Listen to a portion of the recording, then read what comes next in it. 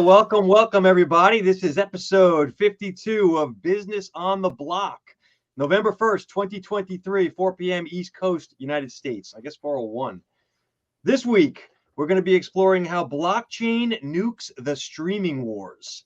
Streaming has clearly altered how consumers interact with content they love, from TV to movies to sporting events. But the streaming wars are about to end. In the foreseeable future, blockchain is going to alter how consumers get content and how producers monetize their work. We're going to explore that today here in episode 52. I am joined as always by my lovely co-hosts, Michelle Peterson Clark, the content marketing queen. Hi, everyone. And Mike Neubauer, your ops guy. Hello, hello. All right, folks. So we're going to jump into story number one. And for those who aren't aware, the purpose of the Business on the Block podcast is to provide weekly insight into the digital media revolution. Story one comes to us from Cointelegraph, how Web3 powered streaming connects viewers and creators. So apparently there's a new streaming platform named Replay. It will allow audiences to be rewarded for their attention while unlocking revenue streams for video creators. So how does it do this?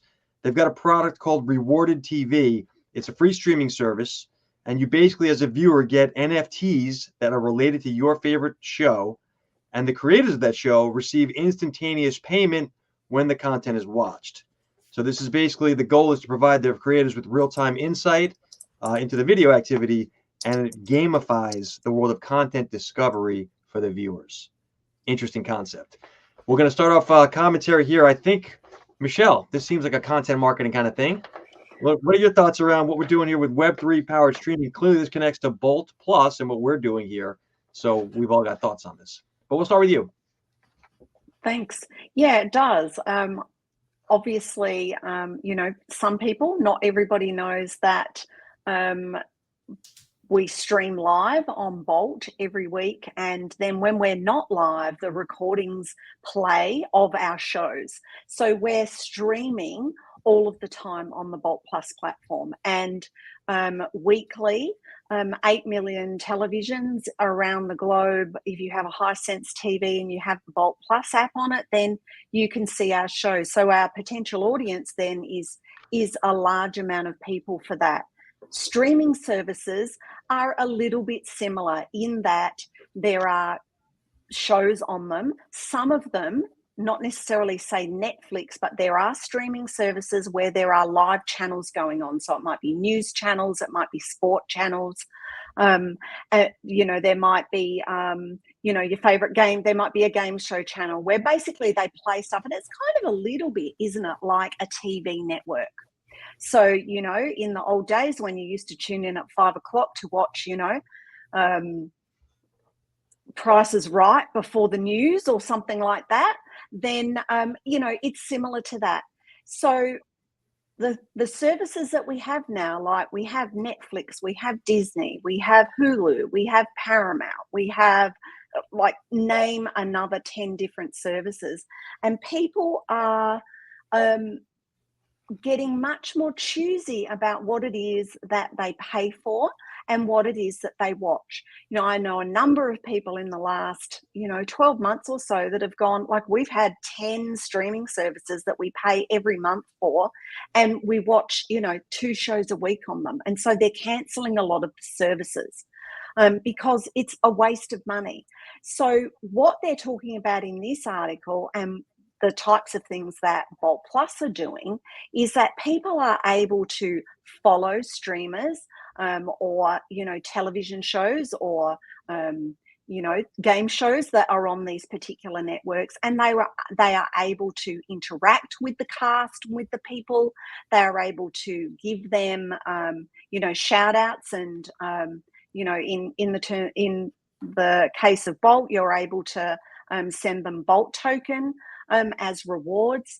And what you can do then is, with regards to Bolt and other Web3 platforms, you connect with your wallet, and then the people themselves can actually send you tokens to say, thanks for joining. Here's a 10%, 25% discount on my services, etc. So it's becoming a Web3 provides, and blockchain provides the opportunity for a much more two-way street. Current streaming services like Netflix and Discovery and all of those, you sit in your couch and you press the button and you just flip channels and that's it. It's very passive. This, the advent of putting these things on the blockchain and using Web3 tools enables it to be a much more of a two-way street. Mike, what are your thoughts around this? Good, bad, future? Do you guys remember Mikey Piro from CEX in Phoenix? Yes. Yes. Okay. Mikey came out with a platform called 2 Cents. Okay. It's a podcast produced platform where it allows listeners to directly interact within the podcast, right? So they would connect their wallet. They would obviously get rewarded with tokens for listening to the content. But one of the more unique aspects of it was no matter at what stage of the podcast it was, obviously pre-recorded, people would be able to post a comment, either an audio or a written comment at specific timestamps within the podcast. And the content creators would get notified of those comments and therefore be able to respond when they obviously have time. And the more people would comment, the more reward tokens they would receive. It was a brilliant, brilliant model. I don't know where it ended up, but how many times do you find yourself listening to a show, kind of immersing yourself in the conversation and wishing that you can bring up a valid point, right? Talking to the TV. Most times on this podcast, I never get a word in. Most of the time in the car, I'm just yelling at myself at a stoplight because I'm listening to something that either I don't agree with or, they're missing a key fundamental piece. Well, this allows direct user engagement within the show. Now, obviously not everything is relative, and that's where the content creators would be able to kind of help weed that out. And I'm sure there's going to be other technologies that can assist with that. But this is really where all of that content creation and that content marketing economy is going to head, because it's not just, like you said, Michelle, this one-way street where we produce, we create, and we send it back at you. One of the real benefits that we've had on this show in trying to find the platforms that were suitable to what our goals are the ability to interact with people live while we're on the show. Right. Yeah. This is nothing different. Now, this is using a very standard Web 2 format, but there's going to be improvements later on where we can initiate anything on chain to help, enhance that experience from the user perspective. Totally agree. So one of the tenets of sales 101 is it's more important for the prospect to feel understood than that they understand what you're saying. And my point is that in this dynamic, Mike, when you're yelling at the podcast or whatever, the radio, and you can engage and then you can get your 2 cents in, that is such a hook for business. People want to do this. People want to have their opinion heard. I think anything that lets people do it is a win. The pro, as I see it, is community building, right? It's going to be much easier to build community. You as the creator know who your people are. The people who are your people feel like they're your people when they can talk to you. But the con, my opinion, potential for an AI-driven cash grab, right? I can create an avatar that's just going to be my podcast guy that gets me money because there's somehow tokenization in this whole thing. I don't see that happening right now, but I think that initially we're going to get community drivers. This is just like crypto. Then you're going to get the AI bros, and then eventually you're going to get, the interactive back and forth of a podcast where you're part of the community. I think in any scenario, there's going to be opportunity to exploit the system, right? We saw that with NFTs. Like bots are usually the ones that are minting, right? So they formulate these wallets and they just put enough in there for gas just to try to execute these transactions. Nobody's really pulling the trigger on making that work, right? So like that's one of the I guess fundamental flaws behind blockchain about users having the ability to interact and directly engage with a specific transaction. But there's also safeguards in place that can assist with that. There's 2FA protocols that you can have that bots, very rarely have the ability to authenticate, especially in real time. So, there are workarounds to some of these hurdles. Lost Mike there for a second. I've got some show and tell. Michelle, you'll love this. In 2002, I used to broadcast from the floor of the trading floor where I worked. Instinet was the company that's still around. If you know what this is, I have videotape of me from broadcasting commentary to 30 million households in Asia. That was CNBC that ran that, obviously, their television station. Today, we go to 8 million households over Bolt. Right now, we're doing it as we speak. Yes. from your basement, basically, right? Yeah. It's amazing what this Yes. technology allows. And the We don't ability need to an build expensive studio, do we? no more expensive studio, but I now can create fan base for myself on other continents, and not just in terms of the internet distribution, in terms of real-time live interaction. It's amazing.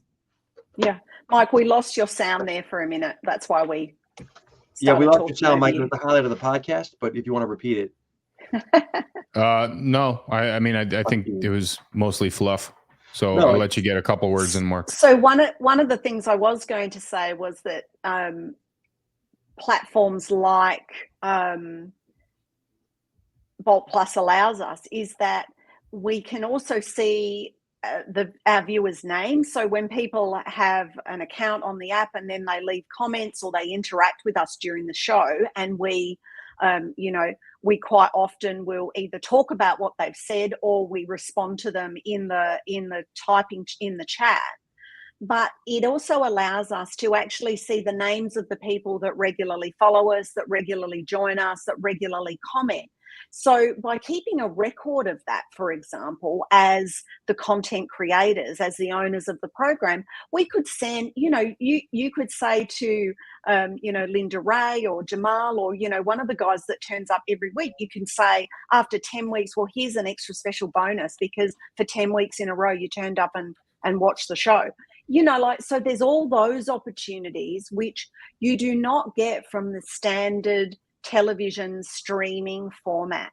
And I know that, things like the example in the article, and I've put that in the chat as well.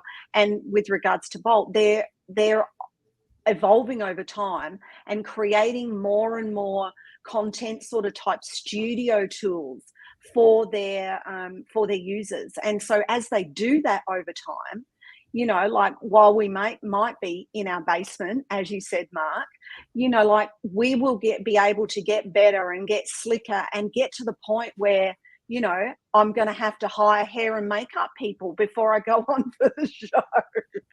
On a serious note, I feel like the early supporters of what we were doing way back in the day, and I mean, who can forget Mr. Triplett or Linda, right? She was with us still, yeah. Caleb. I feel like if these people could make money listening to what we're talking about, I would love that. It would be an easy way to empower them, if you will. Not on the get fame tip, but more of like, I feel like there's the reward concept, but also it's important in terms of building community. I feel like I would want to, it gamifies the discovery, as they mentioned in the article. There's going to be an algorithmic angle to this, I'm thinking. And this isn't in the article, this is just my thought process, where if you can somehow turn your friend on to, a band that you liked or a show that you liked, in the old days, it was just, you got props. Now you actually get money. So there's an algorithmic play here of, we've built the thing, Pandora, if those remember the early days, where, Mike, you like this content, you might also like this content, and if you get paid, we get a piece of that. It's definitely the gamification angle of it, but when we sit back and we kind of look at this from a 3,000-foot view, isn't this what Friends tried to do? Yes. Friends.tech. Yeah. This is exactly their model, right? You get rewarded for interaction, and we saw the cluster that ultimately became, where a lot of it was botted, a lot of that was just fictitious content and pumped content to try to get, I guess, a little bit more eyes on it that really wasn't relevant. So again, there's a fine line here, right? And maybe access to this type of content could be in the form of something like a membership NFT, since it is on chain. Two things are different, Mike, from the front. I'm just thinking, one, we're in the depth of the crypto winter, quote unquote, right? So there's not that mania of I'm missing the boat, I want to get rich, which is good. But that's all. Well, that's very good. I wouldn't say that that's a casualty of the winter that we're in. I would say that's a benefit. Yeah, no, I'm agreeing with you, but that wasn't. You still had that element of, hey, here's a new way to make money. Whereas I don't think that this replay thing, whoever these guys are pitching it as, this is a way for you to make money. Was it Ashton Kutcher who recently got in trouble for this?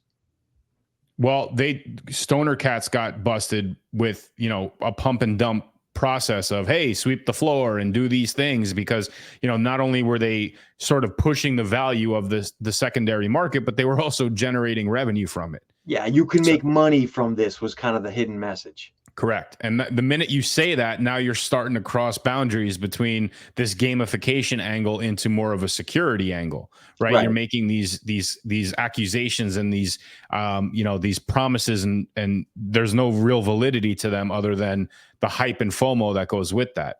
Now, I'm not saying what they did was wrong. There was no regulation in place for that at the time, and that was the way the market sort of ran. But here's the human algorithm element of this. In the old days, if I told you about this great new band out of Seattle called Nirvana that I think you're going to like, Mike, and you listen to them and you're like, these guys rock, Mark, I love them. I just get what? Credit? We would argue. I was the one who introduced you to so-and-so. Nowadays, I'm incentivized to tell my friends about the bands I like, or in this case, the content creator shows. Yeah, but you're also incentivized to tell them things that they won't like. But in Michelle's example, when you have all of these platforms that feed you endless bits of content to select from, I really don't care what you think. You know what I mean? Like I'm going to have my own selection options, and so much so that I'll sit there and scroll through it for an hour and a half before I actually find what the hell I want to watch. Right. And then we'll just send 100 reels to your buddy. I know. Now, if I got paid to scroll to find content that I wanted to watch, then that's a different story. Yeah. But that's kind of what this is, Mike. No, this is more of the interactive component. I can sit there and I can just scroll through headlines and read, what the show's about all day long. But that doesn't mean I'm interacting with it. Right. I'm not engaging with it. But I can go decide on a Friday night, I'm going to find myself a new show. People do this all the time. They're going to go binge watch something on Netflix. I don't know what I'm going to watch, but we're going to go find something. And it's a topic of discussion now too, right? Yeah. So like last night was Halloween. I'm out there with some of my daughter's, friends and their parents and stuff. And, never met these people before, never had a conversation with them. And for whatever reason, somewhere along the path of sweating like profusely down here in Miami on Halloween, like the whole topic of, okay, so like what shows are you guys into now? So in that sense, that there's the word on the street angle that's still valuable, but my show might be on Hulu. You don't have Hulu, right? My show might be on Amazon Prime. Yours might be on Netflix. Like there's a lot of that really comes into play. But again, when you break down the fundamental value of what the technology provides, blockchain can be a cross-sectionality of interaction across all of these various platforms. I also think when you look at like a Mr. Beast or a Mark Rober or these guys that have a huge following because they have a YouTube channel that's just amazing. Who are the sports dudes? Dude Perfect. Like I feel like all those shows, they're going to, for the biggest ones, they get paid. Mr. Beast makes whatever he makes, $1 gazillion a year. But how many like 10 through 20 show didn't make that kind of money that now will? It's gonna incentivize further content creator movement in a good way. Like it also begs the differ of like who's going to pay for that. The viewers. Okay, so the viewers pay for it and then get paid? No, so the viewers view it. You're saying where's the money come from? Yeah. It's not money. It's NFTs. So those NFTs are on a chain. Those chains have token values associated with them. Agreed. Those tokens can be exchanged for what we call money. It's definitely value. I agree with you there, but it's not currency. Not in the I'm talking the literal government sense. Okay, so this again crosses the threshold, right? So this is now a reward system rather than anything else. So once again, we're highlighting the gamification and the reward loyalty benefits of utilizing the technology, in this case, for content creation. 100%. Yeah, but I mean, this is how far of a stone's throw is this from what Twitch is doing, where you can Twitch stream and make money gaming. Correct. I think that this model's proven. We've seen this in multiple spaces. Who's going to get it right is the question. Like friends didn't get it right, and how you market this thing matters. To your point, Mike, right? You're getting close to being in trouble with the government if you do it wrong. Well, Twitch, in that particular example, still has more of that generated one-way street angle, right? So, like, again, if you interact with that Twitch stream, and let's just say there's a world like World of Warcraft or any of these interactive games where you can actually play in a world with other users, right? You can log in at any time. So if somebody famous, Mr. Gamer X, whatever famous gamer is on Twitch, is actually logs in and plays and drags his community in with him, now they can actually log in and play alongside him and be rewarded as he's producing live and streaming live content. So this is a kind of a left turn, but Ninja, the gamer, is involved in some sort of there's a business deal they're doing. All these gamer guys and girls go on to become small-time business owners, just so you know. Of course. Because they're running a business way before they realize they were. Right? We talked about this for creator economy. My point is, though, this is the tip of the spear. You become a content creator, you get a popular show, and you end up in business for yourself. This is a whole new path to wealth. And I'm not saying that should be the reason that people do it, but it is going to become, clearly, Mr. Beast is the model for this right now. It's be interesting. I think so. I know, for example, in what you were saying, Mike, that there have been Twitch streamers that give coupon codes and stuff like that to some of their fan base, and they play games with them and stuff. Like it's 100 codes and 100 people come in, and like they used to do it with Fortnite a lot, and those sorts of things. What we're talking about here, then, though, is the ability to issue those as tokens, as NFTs. As opposed to a one-off, here's your code, XYZ ABC, in you come and you can play with me for the hour or 2 hours or whatever it is. And then at the end of it, that's it. So what we're talking about here is the ability not necessarily to give a one-off reward or a one-off bonus to your fans or your audience or your community. You can actually, with NFTs, using blockchain technology, that can be a multiple thing. It could be that they can play once a month, every month with you. You don't have to reissue them with a new code every time. You can send them a Christmas greeting. You can, all of this kind of stuff. And some of that might be that it ends up being, money, or in a lot of these cases, as we know from a lot of different things, people, when they love someone, when they follow an influencer or are in someone's community, the rewards for them doesn't necessarily have to be monetary.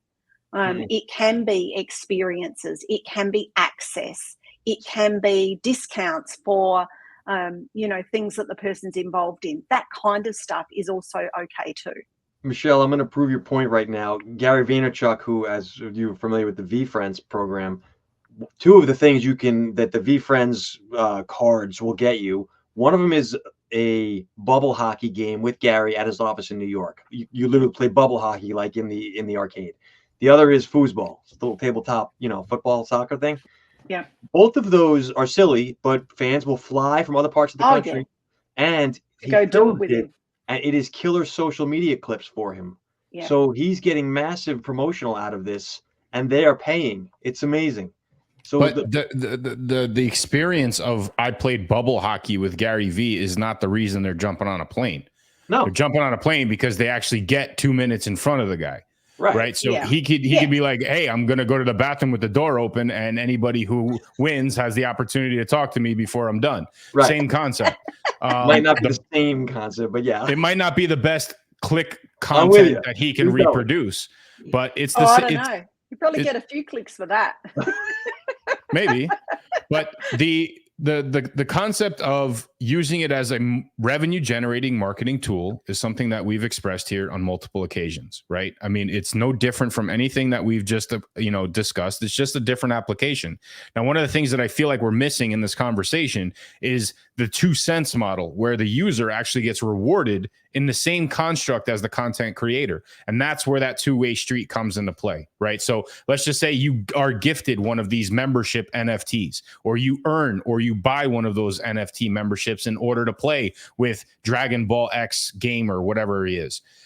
Well, when Dragon Ball X Gamer is Twitch streaming that content live, and because of your membership, you're affiliated within participating in that stream, whatever revenue is generated through ads, through likes, through comments, all of that is a revenue shared platform amongst whoever holds those tokens. Yep.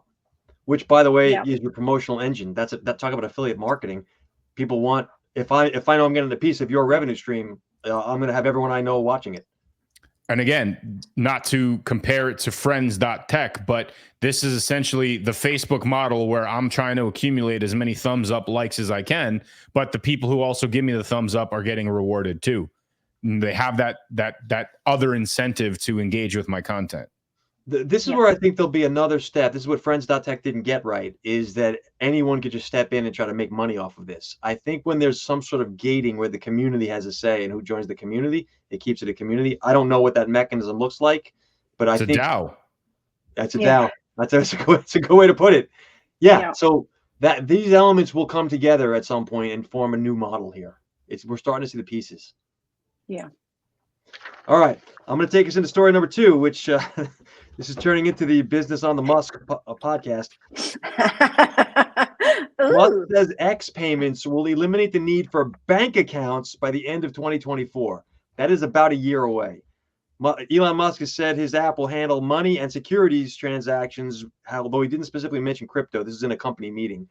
X already includes crypto features such as tipping in Bitcoin and ETH and NFT profile pictures. The payment feature for X is expected to arrive in 2024. Musk has said in several places, at least I've seen it, he intends for X to become a better version of China's WeChat app. So this is going back to the everything app that people believed in the beginning Musk was trying to do with Twitter, and then it was clear he wasn't, and now it seems like he is. So we're going to start with thoughts on this. Mike, this is your world. What do you think? Is this good, bad, true, false? What are your thoughts? I mean, I don't think it's anything different. When was the last time you were in a bank? What's a bank? Exactly. Well, I mean, the last time I was there was to literally exactly. So, and that's only because they force you to go in, right? But once you start an account, now you can create any account you want using the online portals. So all of these are just streamlined processes in order to feed something that a lot of people have lost faith in anyway. So any storage of currency, any storage of information or, data that you can reuse for exchange of products or services doesn't necessarily need to run through a bank. I think the crypto world has definitely proven that model. Apple Pay, Apple Watch, like all of these things are really running through credit bureaus at this point anyway. The cash component obviously is regulated by, the feds, and the feds have their backing with the banks, or vice versa, whichever way you want to look at it. But there's an affiliation there. And I think what this model is trying to provide is an alternative approach to the same goal. And, you're cutting out the middleman, but, are you really? Because X is going to be the one taking those fees. There's going to be a hold on transactions that they can turn around and invest in that 1 to 3 day period and make, a few bucks on each transaction that goes through. There's Mike, a lot not if it's legit crypto, 1 to 3 days. The whole point of the article was indicating that crypto was not part of the discussion. Well, it wasn't yay or nay. It just didn't comment on it. Correct. So we're assuming that it's not, right? So assuming that it is or it isn't, the final point that I wanted to bring up on this is that there still needs to be some security protocols in place, right? We all know the fallacies when it comes to clicking bad links, especially on a place like Twitter or X, when it comes to any sort of integration with a digital wallet. There needs to be certain measures in place that allow for something like that to happen. And frankly, look, again, this comment is turning into my app that makes people waffles comment, but the more that the hardwares start integrating the application of the technology, the better the security will become. Right. Michelle, I know you have thoughts on Elon as well as this whole X thing. What do you think? Oh, look, I can't trash him every single week, can I? I don't know. Go for it. But this week's not going to be any exception. I will not be cancelling all my bank accounts to make sure that Elon's holding all of my money, no matter what app it is. But then again, I was thinking about this when I was reading the article and before we came on the show, and I thought to myself, I remember back in 2008, 2009, my parents saying to me, I am never going to put my credit card number into some thing on the internet. And then I thought, when I was thinking, I'm never going to give Elon my money in some app, I thought, am I sounding like my parents? So that was a bit scary. Look, I don't know. I think that one of the things that worries me the most is that, well, it's a couple of things, but one of the things is I think that if he tries to do too much too soon, it will fail. Yeah. So if it's going to be the everything app, then, let's look at Amazon. You could say now that they're the everything app. You can buy everything from them. And as we've talked about before, the first 3 years, they only sold books. The next 2 years, they only sold books and DVDs. So that's 5 years of perfecting 2 products. Of course, there are lots of lines over those products, but in terms of categories. So I think that if he's talking about at the end of next year being a full-blown do absolutely everything for everyone, I feel that there will be limitations as to how good each of those individual services are going to be if he doesn't roll them out in an orderly fashion, get the kinks out of the first little bit, then add the next bit, get that working properly, then add the next bit. It just seems to me that he is really trying to be everything to everyone. And as we know, it's like when people say to me, oh, my website, my blockchain, my NFT platform, everyone can be our customers. If everyone's your customer, then no one is your customer. And that's what I feel with this. The other thing too, I think, is that the entire Chinese government is behind WeChat. So while I understand that that's what he's aiming for, he is not and doesn't have the resources and the supply of, people power and whatever behind something like a WeChat that the entire Chinese government does. So that's why I think that they're probably able to do that a bit more. Yes, I understand that, Mike, but you know what I'm saying in terms of rolling it out so quickly and it being everything to everybody, he doesn't have the same power behind him like, say, WeChat Chinese government does. So I'll push back on that briefly, because this is also a guy that threw satellites, that built rockets that can land themselves, that built, endless varieties of these cars and battery cells that can make these cars. If there's anybody that, you could almost argue is the perfectionist of multitasking, it's that guy. Sure. But spaceships also blow up on the launch pad. You're right. And guess what? That's a learning experience that isn't necessarily a failure. All right. So taking us back. No. I understand that. But all I'm saying to you is that I think that it could be good, because this is not a criticism of that. I think ultimately it could be good. I think it will not be good if he tries to do too much too soon. So to your point, Amazon did not perfect the chat component. To Michelle's point, though, I want to say that Musk has done more for new product releases in the last, I don't know, year and a half, 2 years than Twitter did the last 5 years. And he's had at maybe 20% of that staff. So they are doing a lot there in a good way, but it also does stress the system. You're right, Michelle. Like things can break. My point is this. Having worked my entire life inside of an investment bank, and I know you're talking commercial banks, Mike, they're different, but banking is one of the most profitable businesses in the world, bar none. And so it's complex too. It's complex. Why is it profitable? Because you're making money off money. You don't produce How the product. So? How so when you were involved versus the way it works now? No, it works the same way now. I'm saying that someone else gives you the product and you sell it. It's much like YouTube. Users upload content into YouTube for free and YouTube sells ads against it. It's Facebook, all these platforms. It's free money. Banking makes their money on investments and they make their money on interest, right? You loan me the money. I'm the bank, Mike, right? You bring in your saving for your kids' college fund. I then turn around and loan it out to Michelle and make way more money. And what if Michelle doesn't want to borrow the money? I just pay a higher interest rate. So it's a cost incentive for you to basically house my money for me. But here's the catch on where most people don't understand the system on the intricate workings in between that area. Every time I give you money and it takes a day or so to clear, it clears like that. You're putting up the collateral to do that. But in that meantime, you're taking that money and you're putting it towards an investment that yields 50% on the dollar, right? So In turn, all you're doing is holding my money and making money from the money that I'm doing, even in the transaction process. 100%. Forget about the fact that you're going to loan it out later on. So this takes me to my point number 2. I agree with you. The technology companies that are challenging banks, and I'm talking Venmo, PayPal, Stripe, all these new versions, they're nouveau banks, basically, right? Amazon wants to get involved in this. Musk is wading into that world where a tech firm can do the banking functions and you don't need to actually have a bank anymore. It sounds great on paper, except for my point number 3.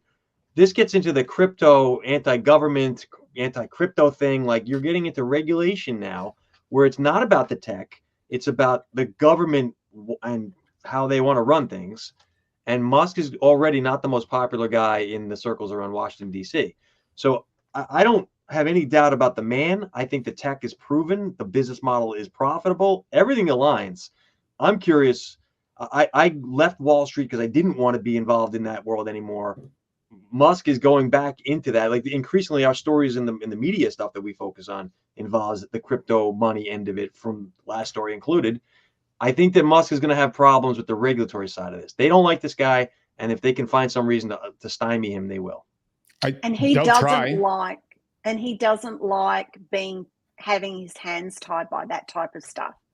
And that's why crypto and the technology is the perfect vessel to do this type of stuff, right? There's no global police that's gonna restrict this. I think the U.S. government comes close. Mike, I'm going to agree with you, though, in that Twitter's now X is not publicly traded. So the smartest thing this guy did was take it private. Now, okay, so in that context, if this is a route that he feels is the future of his business, he can take it to the Abu Dhabis and Hong Kongs of the world. 100%. Right. And, yes, the U.S. is still going to participate. People still need their Twitter fix every day on, their platform to bitch, moan, and complain. So if they can, create some sort of a transactional component behind it as well, and he doesn't have anybody breathing down his neck, I think resources are definitely something this guy does not have a shortness of.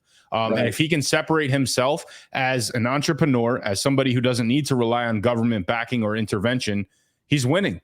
Yeah. And to your point, Abu Dhabi is a specific place that would love to have a guy like Musk come in there and help them build their crypto infrastructure. Yeah.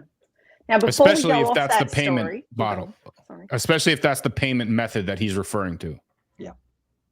Michelle? Before we go off that story, I wanted to slip in something else that I know about.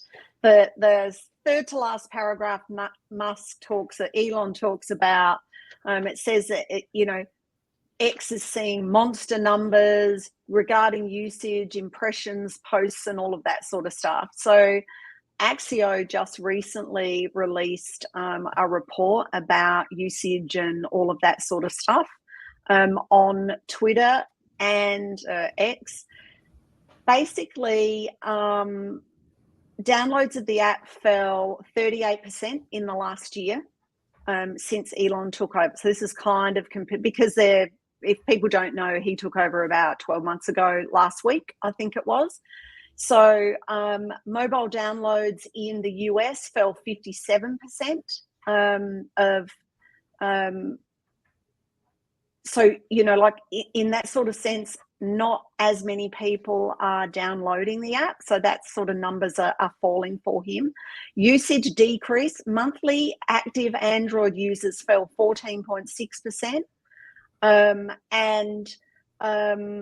The other thing was the time spent on the app, 2% less than last year. So roughly the same, I guess, but the numbers of people are decreasing, even though he will tell you that it's increasing and it's bigger than ever and better than ever and all of that. Interestingly, Elon's own profile, the number of people looking at that went up 96% in the last year. So that's so when you say accounts, are you referring to accounts or people? Sorry? Accounts or people? What? Like, are these statistics relative to people or accounts? Users.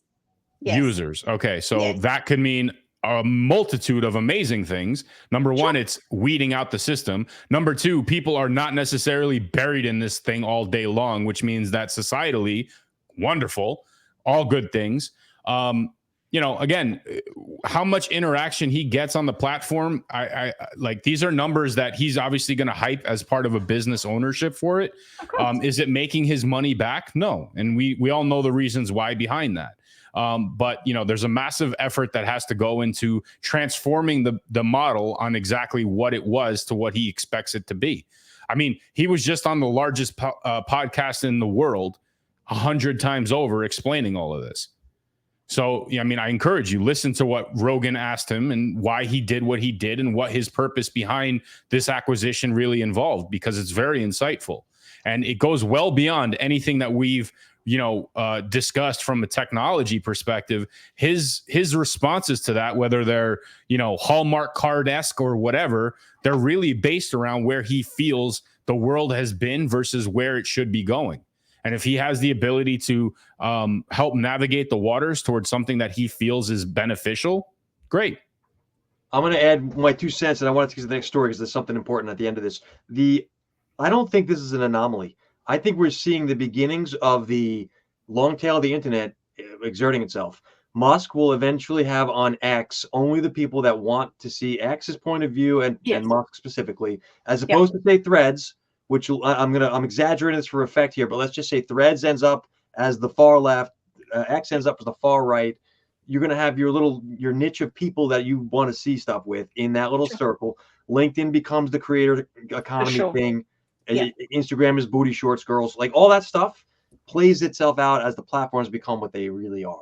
Absolutely. And the cycle continues, right? It just becomes an echo chamber of shit that you just want to, you know, feel affirmed on based around your thought process versus, you know, some sort of a platform where you can actually have an integrated exchange of ideas. Except that you can get paid to do it now. Well, that's again where it brings back our other story, right? Yeah. So this is the advantage to that. I want to get this info right. Listen, if Elon ends up on a Hallmark Christmas movie, that's it. I'm hanging up my crown. Article out of Finn Bold. There's a crazy man saying Bitcoin's going to hit $50,000 before the halving. For those who don't know, in April of 2024, Bitcoin will have what's called the halving.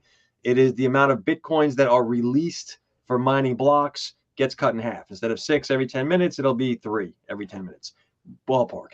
My point is, Bitcoin is now suddenly in the limelight. It's making moves. People are watching it. It's one of those things that ties to the stories. We're not a crypto. The purpose of this show is the media, the end of this.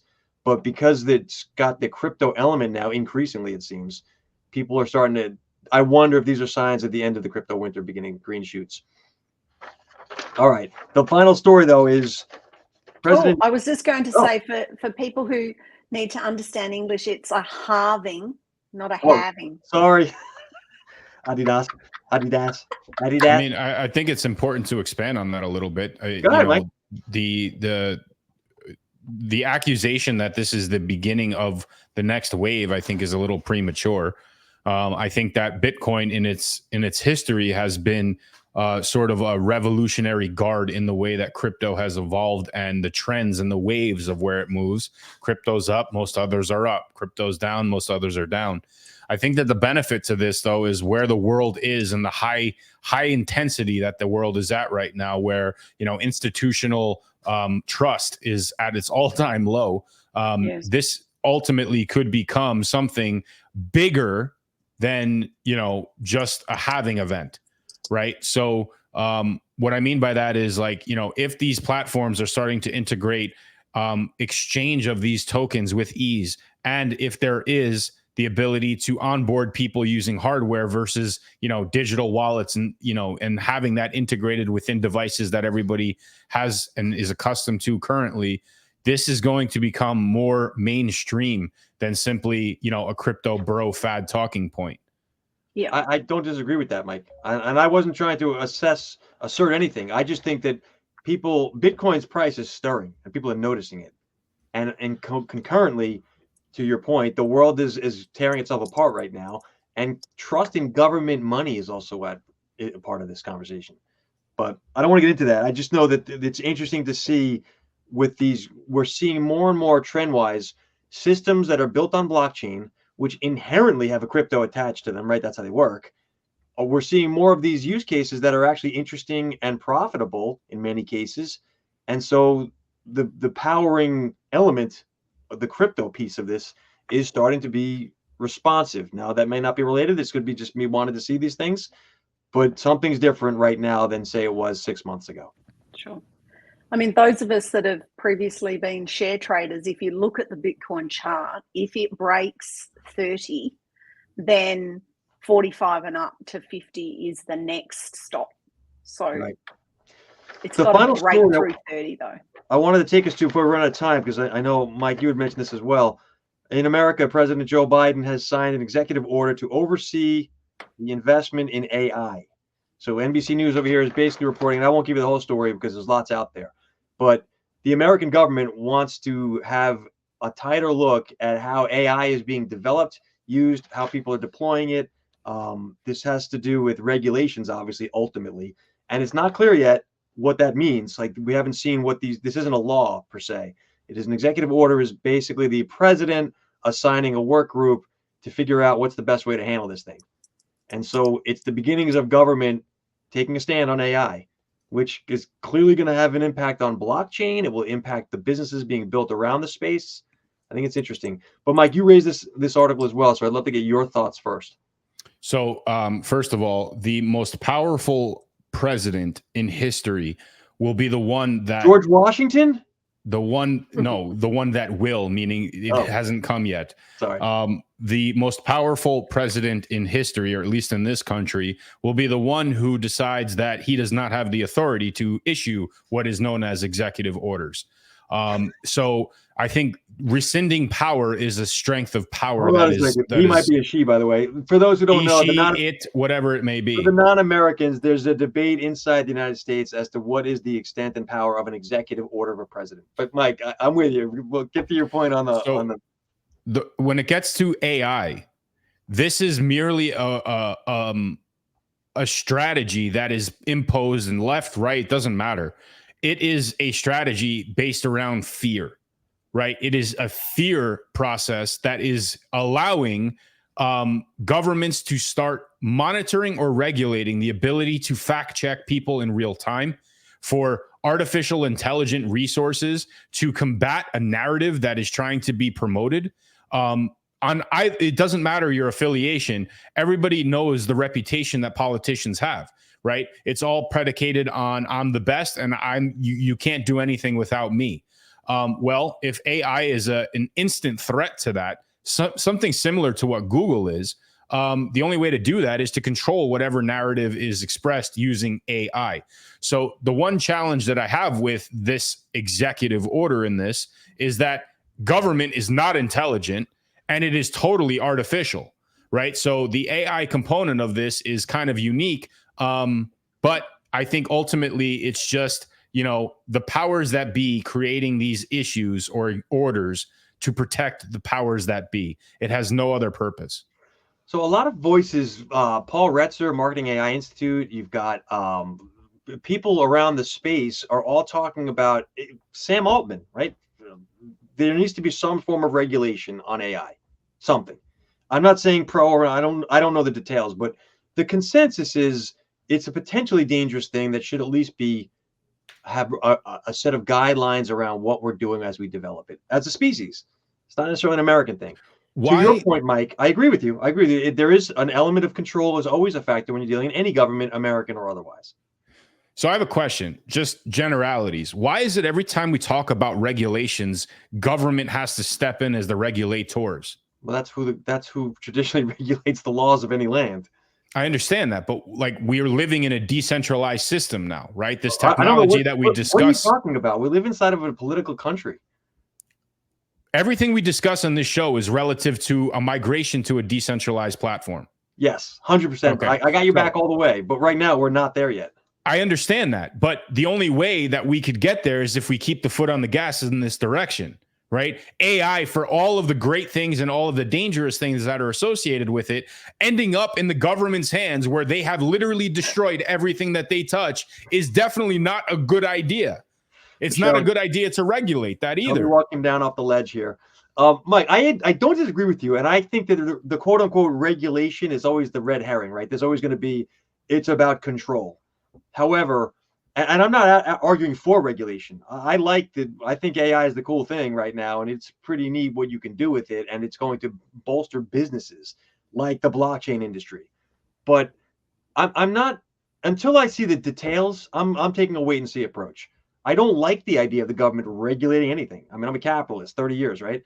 But I think that at the end of the day, let's see what this thing is before we jump the gun. Now, you're probably right. It's probably going to be bad. It's probably going to be like the official story is what's going to be promoted. But let's see. It's just an executive. Go ahead, Michelle. I was going to say the one positive thing I thought in it was that political ads that are going to be created for the election next year that are entirely created in AI by AI or whatever, I think that having that marked as that is actually a good thing, particularly on social media. But how that works in a general whatever sense, I don't know. I mean, this is only relatively new.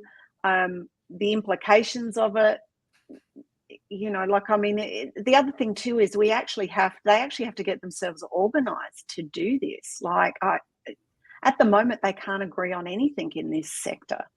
And I think that while, you know, the FTX, Sam Bankman-Fried trial and all that stuff is still going on, I don't think anyone's going to make any kind of decisions about this stuff until they see what the implications are of that and how the current system can deal with an event like what happened with FTX. So until that happens, until that plays out, and that could be a year before you get that result. The reality of it is that, like blockchain, AI really can't be regulated. Here's why. It knows no political boundaries. And if you regulate it away in this part of the world, it's just going to go to that part of the world. Yeah. In theory, Mark, I agree with you. But again, everything is predicated on a computer program, and a computer program needs defined variables. And if those defined variables can only source certain things from specific areas, then you can easily regulate and control AI. By regulating and controlling the variables it can access? Yes. That's not going to stop anybody from building a disjointed Frankenstein one-sided thing. There will be if there's perimeters in place in the main algorithm that prevent it from achieving that, right? Like, so for example, like there's processes in place now. If you were to chat GPT something like, hey, how do I build a nuclear bomb? Probably not going to get the step-by-step results of what you need to accomplish with that.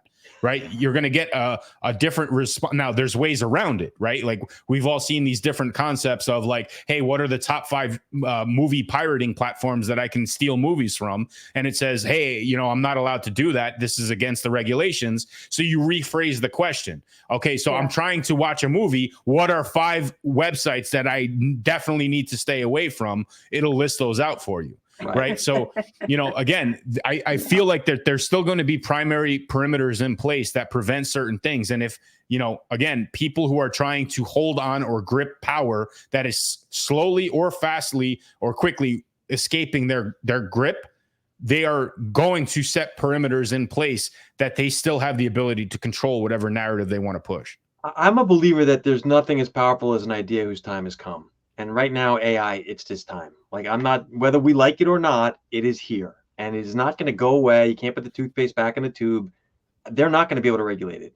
They'll try. I agree. And just like with blockchain and crypto. So here's my hope, my dream, I have a dream speech right now. I have a dream that one day there are no politicians, there are no lawyers, there are no judges. Everything is regulated on a specific set of perimeters that we agree what we call the law. And the only interpretation of it is what is in black and white. And whatever contents are brought in front of this entity or AI platform is purely based around the perimeters within the guidelines of that law. There's no bias. There's no objectivity to it whatsoever. Speaking from a social studies standpoint, there is no such thing as the objectivity of law when it comes to, there's an opinion around utopia. Right. There's not parameters you can program into a computer with what is quote unquote fair. You can when there's law. The law. But let's take some of the more successful DAOs, for example, Mike. Like some of them that up to a particular point you would have said was the essence of a model of a fantastically working, the way the decisions were made, et cetera, et cetera, et cetera. And then most of those have imploded ultimately over a particular issue. Yeah. You can't. Isn't that the beauty of blockchain? I don't think you can have society run like that.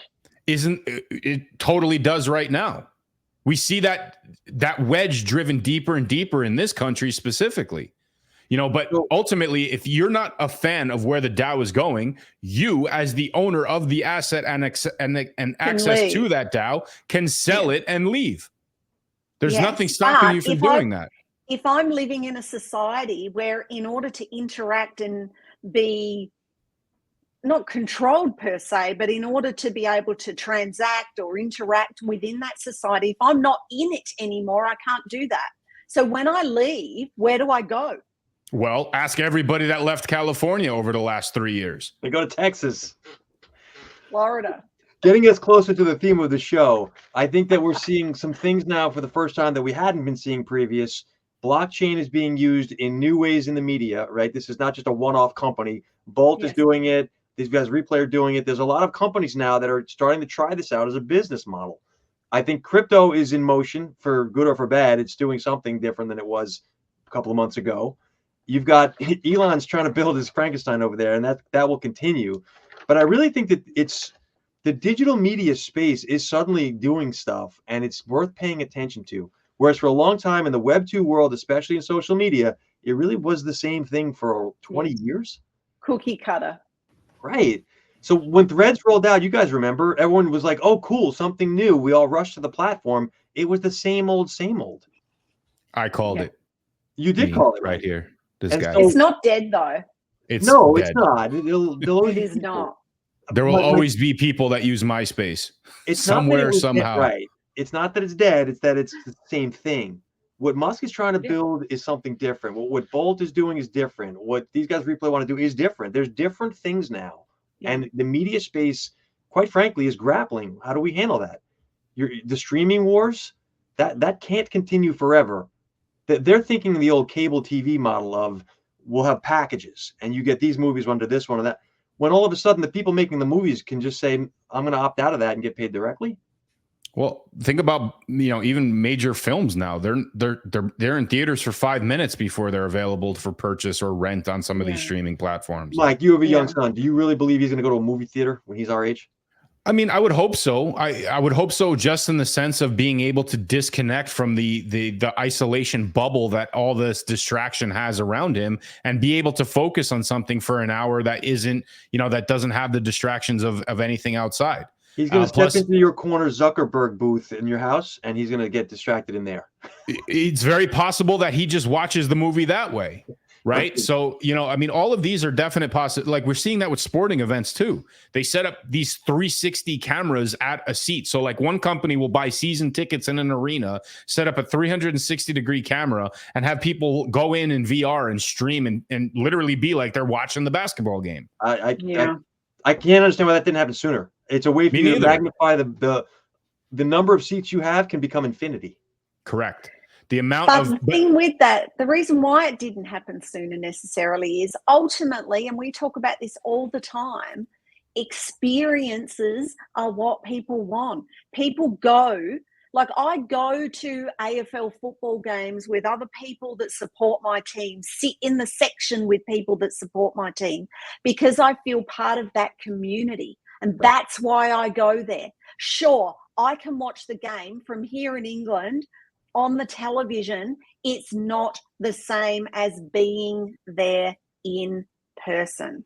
That's why there'll still be movie studios. The cinemas. Here, AFL stands for Arena Football League, and nobody's going to those games. So Australian Football League. Everybody agrees that it's not the same. Like, you can't see the replay when you're at the game. You get a much better viewer experience watching it on the television. But the reality is, everybody would rather be at the game. Everybody would rather be at the game because you don't know what you're going to see, right? I mean, I've been to some of the most special games in sports history, right? Like I was at a perfect game when there's only been a handful of those in the entire history of the sport, right? So I was at one of those. You'll have to explain that to the non-Americans. It's a baseball game where nobody gets on base. It's 27 up, 27 down. The pitcher pitches a complete game, and nobody, it's just perfect game. For No those hits, who aren't no American, walks. baseball is the most boring of quote unquote sports, and a Takes perfect a game. long A time. perfect game is when nothing happens the whole time. That's like soccer no. for nil-nil after 90 It's more minutes. like soccer where they don't cross the midfield point. But Yeah. in any event, look, I think that the evolution of the way things are moving now, it's not going to remove the human element from things. And I think that's still an essential piece of the puzzle that's creating a lot of the issues that we're dealing with now. Anxiety, some of the mental issues. There's a whole list of different things that are coming into play. I read an article this morning, actually, where a school banned cell phones in the school. And one girl was complaining that she felt isolated because she didn't have her phone. Where you're not isolated, you're in front of all your classmates, in front of the entire school. The only thing is you can't escape into your isolation bubble, and you're sort of forced to communicate and interact with people. Yeah. And again, this is only beneficial for the advancements of where we are going here, right? Because all of these social things and all of these things that, everybody hides behind a keyboard, we used to call them telephone tough guys. It allowed people to basically create these alter egos that create a lot of the issues that we're dealing with right now, particularly on Twitter or X, where people have these opinions, they start these threads, it creates these wars, people disagree for the sake of disagreeing. They're completely shut out to any other opinion or any other experience of it. I mean, all of these are really important factors that we need to have solutions for. So, Mike, this is a strategy. I mean, you guys know that you're especially Michelle, you're in this world, but I teach content strategy to folks where a lot of it is what is the emotional reaction you want to get from your readers? Like you literally you plan this out before. And I don't do this, but a lot of folks know it's negative sales, right? I want my people to be pissed off and respond because that engagement sparks the algo. Yeah, fear, right? So, but anyway, to the point of the show here, and by the way, this show is increasingly becoming like every problem has been solved at a pub in Ireland. We've tackled everything from world governments to crypto philosophical. Anyway, I think the point is that we're seeing blockchain is starting to get different angles of usage in different industries. The media industry is starting to realize, wait a minute, there is a new way to make money here. They also know for sure that their current business model is broken. So this is the kind of thing where even if they don't want to dabble in it, they're going to have to. When companies like Bolt, like Replay start to eat their lunch, they don't have a choice but to take a closer look and say, well, what should we be doing? How do we do this? And then eventually come the mergers and acquisitions. Those mergers and acquisitions better come with the truly understanding of where the technology is, because everything that they've been able to get away with to this point is not acceptable on this technology. And people will call them out for it. We've seen that happen in many different instances where people try to jump into this, taking in their traditional way of doing things and falling flat on their face in the process. Yeah. So I think that that's a great thing for the technology. Again, it keeps the technology in the headlines. It provides different applications for it, making it more mainstream, making it more user friendly. These are all elements on how you're going to onboard more people and therefore create better, more useful content that makes blockchain applicable. And by the way, why a show like this is critical to the advancements of how business can apply some of those technologies in their own field. Yeah. We'll continue to do this every week. We're going to bring you Business on the Block. The goal here is to provide insight into the digital media revolution, how blockchain is changing the space of media, both digital and otherwise now, and how you can potentially build revenue streams from what previously was an expense, right? This is it. The Business on the Block podcast is in no way, shape, or form intended as an investment advisory. This is not advice, folks. This is just a business conversation between folks who understand the space and are trying to bring a little bit of insight to everyone else. We'll do final thoughts and then I'll close it up because we're over time here. But Michelle, we'll start with you. Any final thoughts on the stories from this week? We had how Web3 powered streaming connects viewers and creators. Musk says X payments will eliminate banking. And of course, the Bitcoin run and Joe Biden signing executive orders. I think the streaming, blockchain, Web3 powered streaming will be something that we'll see more and more of into 2024. And just to make Mike feel good, and he can be our Elon, we're Business on the Block, formerly known as Web3 by 3. Very good. Mike, what do you think? Final thoughts? I mean, again, it's really a testament on the technology, but the final thought that I'll have is really relative to the executive order. So let's go, Brandon. I'm backing with Michelle here. I think we see a lot more of this come the next year. We're going to say thank you, everyone, for supporting us. We appreciate all the thoughts and listenership. Are we directing viewers anywhere, Michelle? Follow us on YouTube. YouTube, folks. So we are going out over Bolt Plus. We're on YouTube. We're on LinkedIn. We come every afternoon on Wednesdays, 4 p.m. Eastern time. We will be back next week. Until then, thank you, everybody. It's good seeing you. Have a good week.